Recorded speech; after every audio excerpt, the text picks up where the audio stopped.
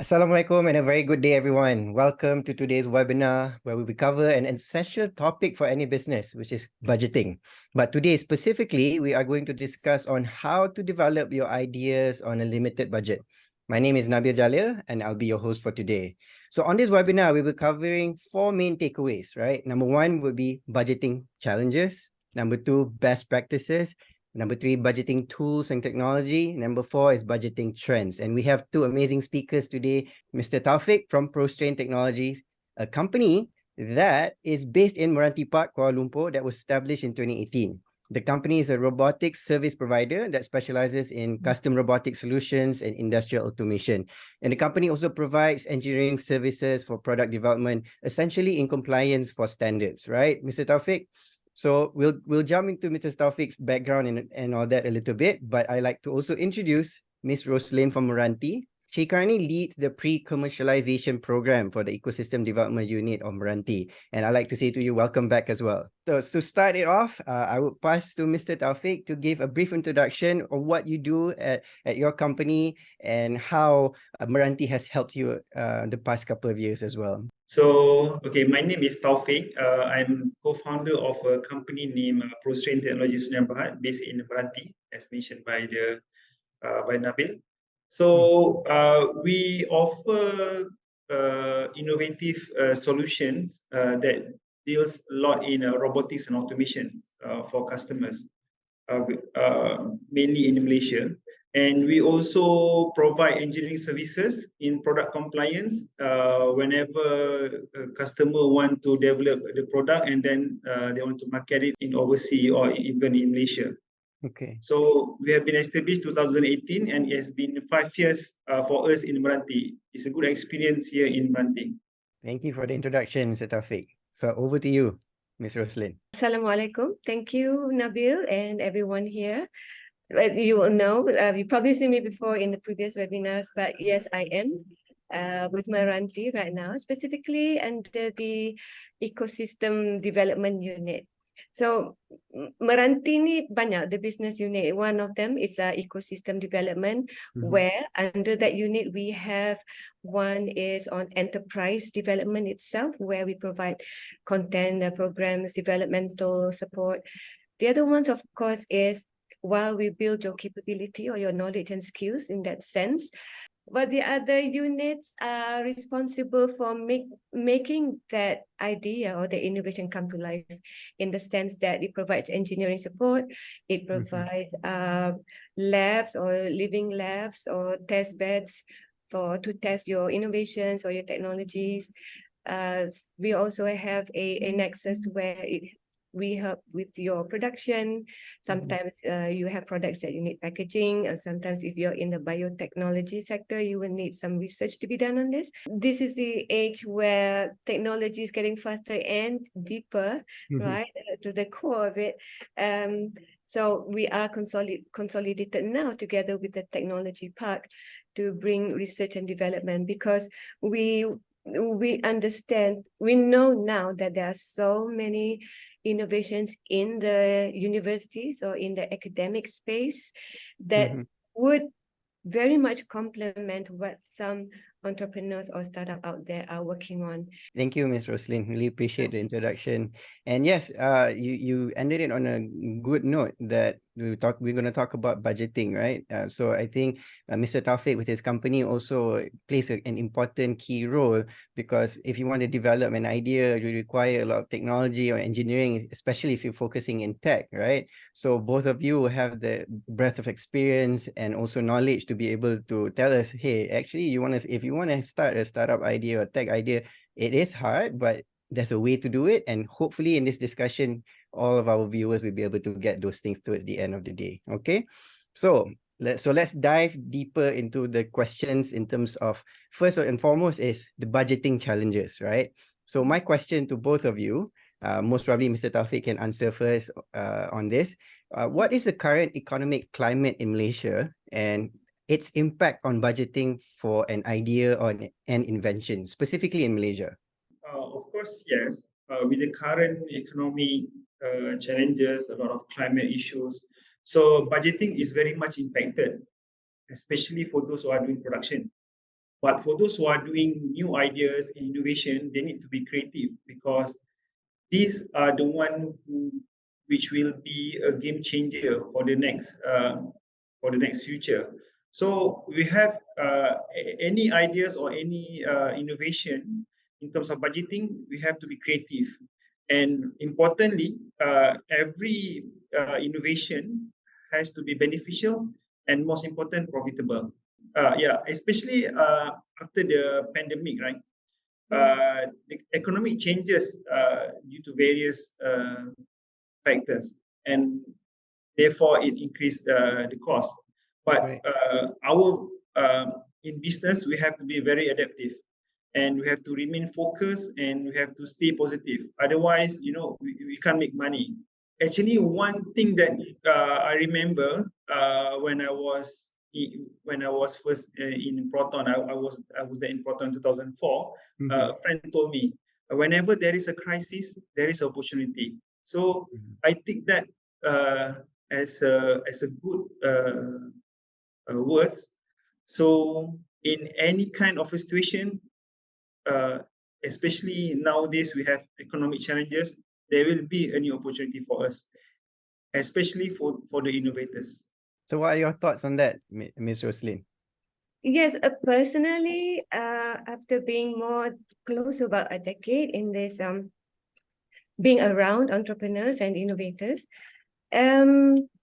really an idea should not be dependent on a budget to drive it forward. We have seen, I think from experience, even maybe yourselves have seen, that some of the most innovative or disruptive businesses or solutions or startup come from a situation of dire problems, especially. You can see it's proof enough in the pandemic. You've seen how people say that the pandemic brought about accelerated things 10 times more than if there was none, right? It brought about things that should be in a much faster rate. So definitely transition to digitization or digitalization happened very quickly in just 2 years. I would think without the pandemic, it would take maybe at least a decade. Technologies, innovation came up, and we did see new founders, mostly those who are very passionate or dedicated and focused on helping those who were impacted by the pandemic itself.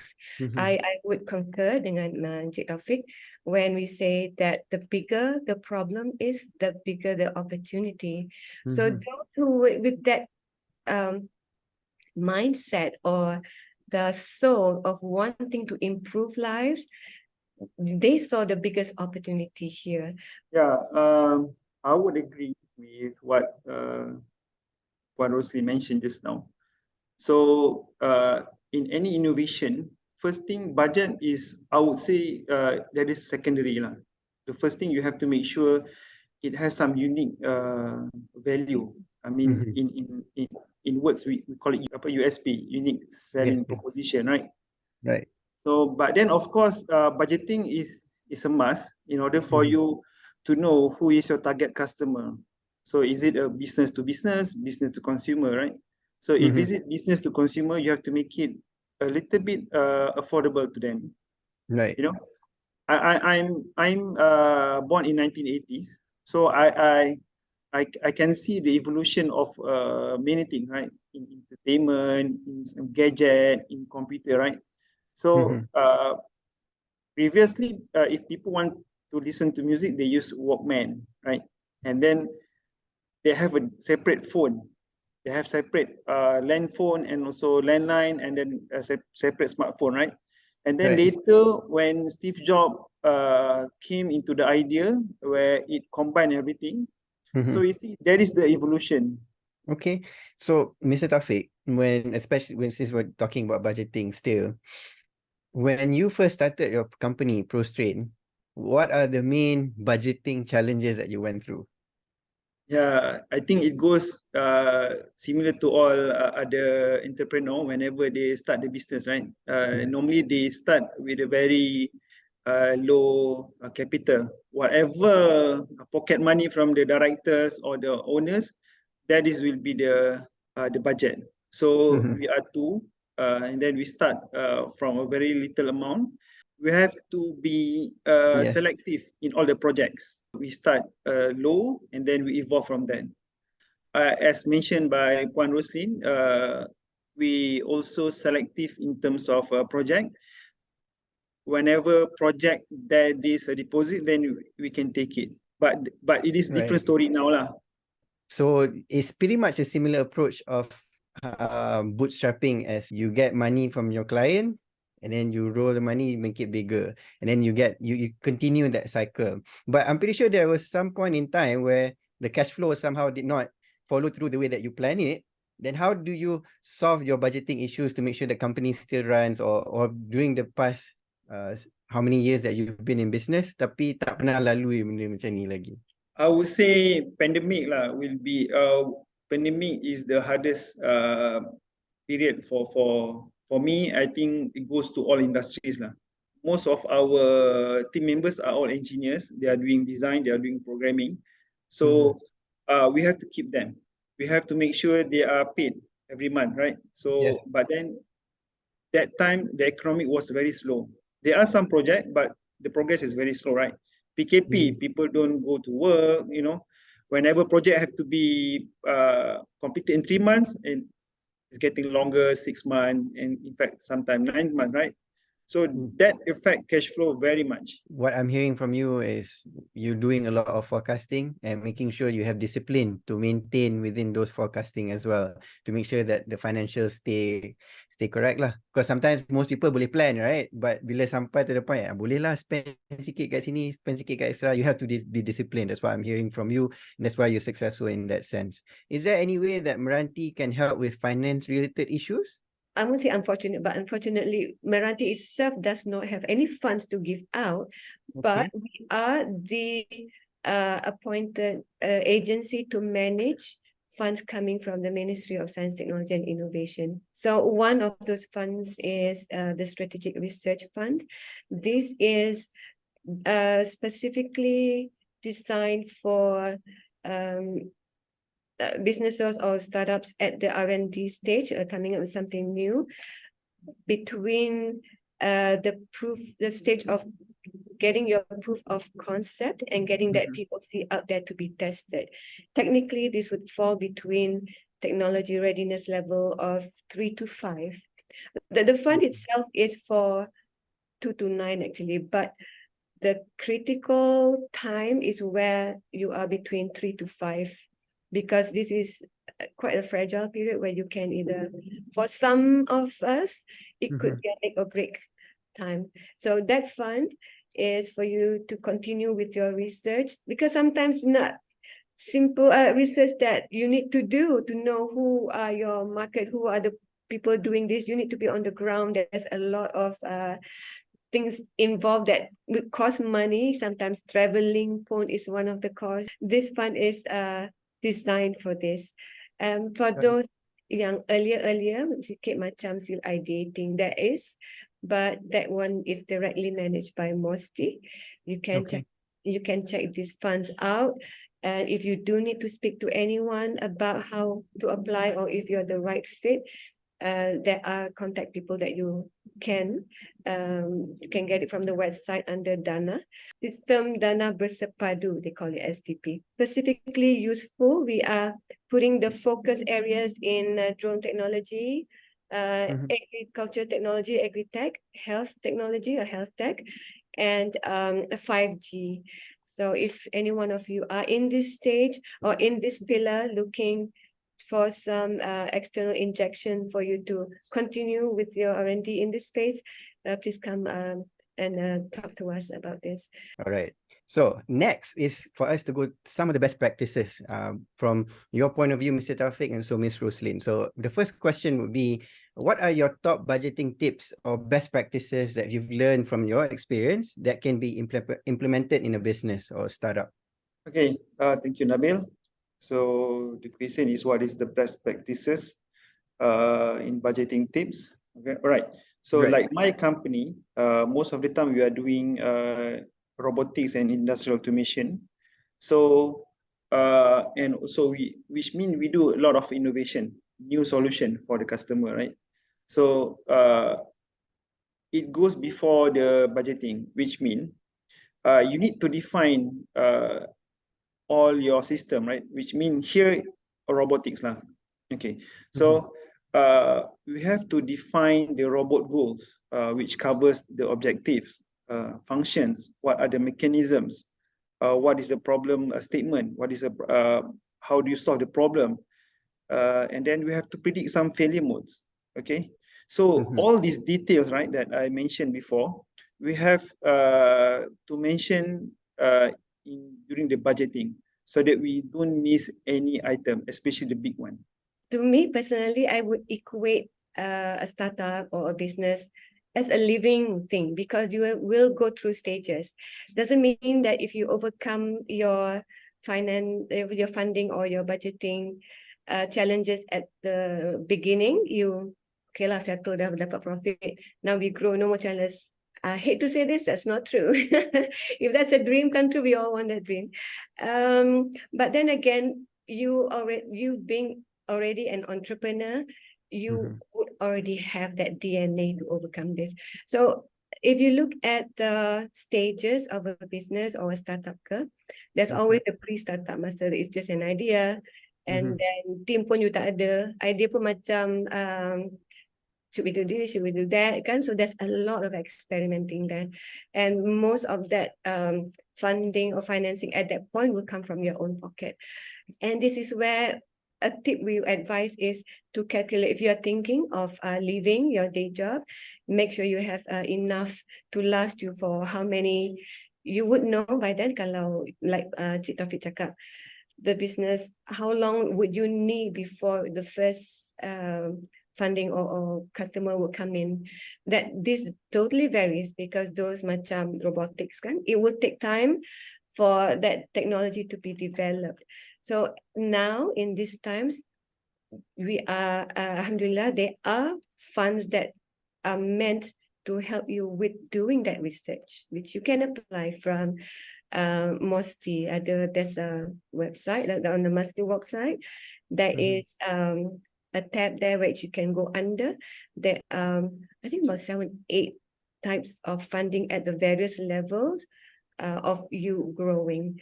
Topics like forecasting, your cost-cutting strategies, those things are important, but why would you say those things are important for your company? I would say it is a strategy lah. Okay, so like the cost cutting, so forecasting, and then contingency planning. We indirectly implementing this strategy, these 3 strategies, right? Okay, let me tell you how do we approach these strategies, right? So normally, whenever we embark or we start with a project, okay, with a robotic project, right? Which means we already have the contract, we already have the value. Okay, somehow that happened 3 months, 4 months after the costing was planned. Okay, for sure, indirectly, these 3 strategies has to be in place. So how do we implement them, right? Firstly, like some of the parts, they just increase, you know, just because they are commodities, right? I would say like the material cost, the cost of electronics, it's just gone up whenever demand is higher, right? So as a business people, we can't stop from purchase. We have to buy. Otherwise, that is the only solution. Maybe, of course, there are another solution, right? If that is the solution, then we have to add cost to that. But for the other parts, for the other subsystem, right? We call it subsystem. In robotic, we have system, and then we have a lot of subsystem. All right.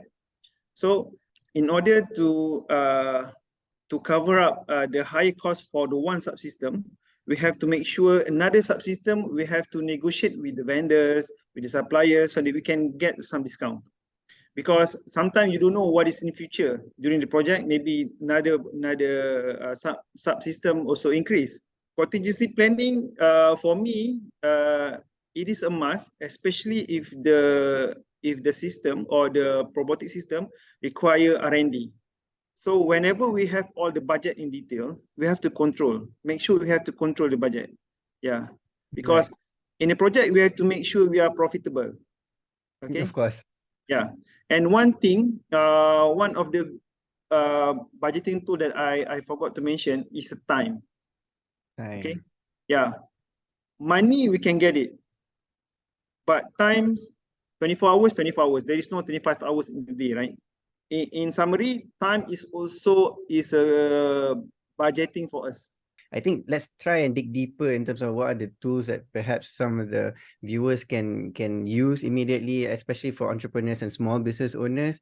What are the tools that you know out there or you're currently using that you think is beneficial in terms of helping with budgeting? There are a lot of abundance out there that you need to bring into your organization. But firstly, connectedness with your own team, apart from WhatsApp, there are proper channels like Slack. We do use Slack. Some companies have an internal system that they use if you are able to build this. But apart from Slack I would advise a project management tool. It can be a very simple one from Google Suite itself, because apart from that, the scheduling tool is very important, where you need to mark the timeline or duration of your project. Then you can see the system getting back to you that you've overshot this timeline, and what do you need to do now to solve that. Asana is good for that, and normally Asana is also integrated with other project management software tools. So for Mr. Taufik, what are the tools that you use to maximize output within your company? It will be different answer from what Puan Rosli mentioned, because she looks into a lot of project management, But then since my company involved a lot in technical, so let me tell you some of the technical software that we use that can help us to boost up the works. Okay, so they are, of course, firstly we enjoy a lot for the Google Suite. Okay, where we can collaborate some of the documents. That is because we have our own drive under our own company name, and also we do also collaborate with the customer some of documents, right? Okay, and then we also enjoy the remote desktop.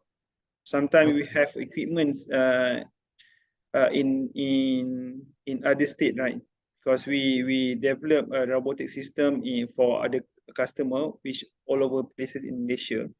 So one of the software that I think people should use is how to remotely control, or remotely you can configure your equipment at site.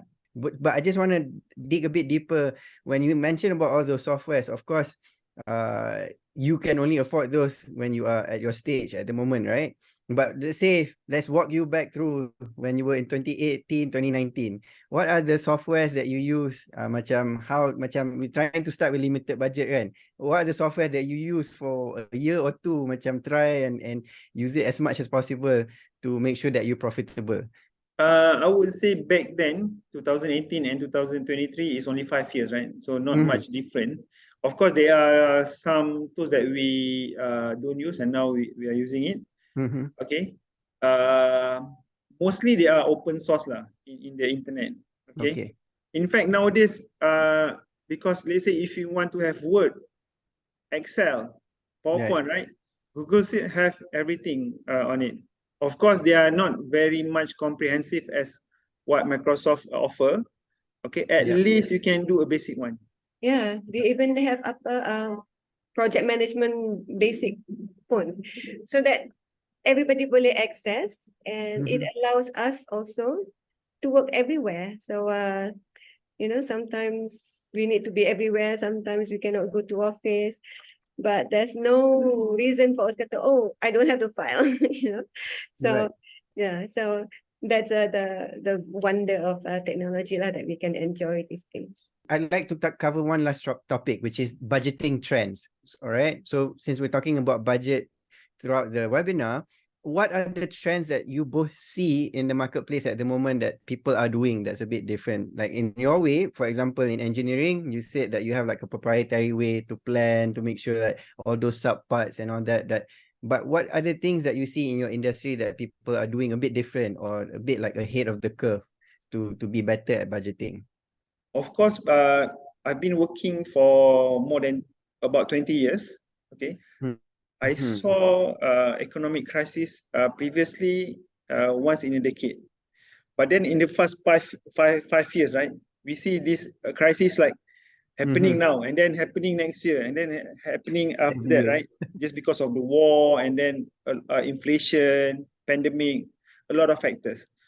But then in terms of how do we control the budget, we have to be very adaptive to the situation. Okay, because even though there are a crisis, right, but people still innovate. You know, in electronics, they innovate new kind of electronics, right? Like me myself, and in my company, we have to be adaptive to this kind of technology. We have to aware. Okay. So that we can make use of the technology whenever it is possible and whenever it is within our budget. Because in business, we have to be sustainable, right? As I explained before, there are opportunity, right? Whenever there is a crisis, so there are opportunity also in terms of you to make a new budget with the new technology. And I think I like to highlight one of them specifically. You mentioned about future economic uncertainties, right? Betul, you cakap every single year ada je crisis, ada je something that's causing something to the markets that's making it very hard for us to budget or do things get more expensive and etc. In your experience, Ms. Roslyn, like how do startups make sure, besides all the examples that Mr. Taufik have given, what are your thoughts on this? Like, how can companies stay afloat and safe within troubled times like this? It's scenario planning. They say you probably heard people saying create your future, kan? Right. You cannot tell what the future is. There's no data coming from the future. You are going into it probably blind, but you would probably have seen patterns. So this is where scenario planning would be critical or useful, meaning you would envision from what has happened in the past. So you may want to design a budget that would make room for any of these to happen, which will bring you to risk mitigation. So it's true that innovators take a lot of risk, but these are very calculated risks. So you may be losing some, but you already know in place what you can or you will do if that risk happens. All right. Thank you so much, Miss Roslyn, for that. Really appreciate it. So we are actually at the end of our webinar. So let me summarize some few points. Number one that I got from both of you is that when we try to execute an idea, instead of thinking of the budget that we have to think about what the idea needs to be able to become a fruition, right? So think about the idea, then develop the budget around it in a creative way, if it's possible. One thing that I like to highlight also is that after talking to you both, that if you want to think about budgeting, you have to also think about project management. When we say project management, it doesn't necessarily mean just on projects, but also as a company as a whole. So there's this thing that I guess I can take, where a quote where people say, when you fail to plan, you plan to fail, right? Yeah. And last but not least, I like the fact that Mr. Taufik mentioned this earlier, that you said mistakes mean money, right? So when you plan properly, you execute properly, then you have less mistakes, then you have but less budgeting issues. So that's it for today at our webinar. Thank you everyone for joining us today. Thank you once again to Mr. Taufik for your time and Miss Roslyn as well for a very You're engaging discussion. Thank Thank you. you for having me, and pleasure to meet everyone. Yeah, thank you, Nabil and Puan Roslyn. Thank you. I Thank am you. Nabil Jalil. Take care, everyone, and see you again.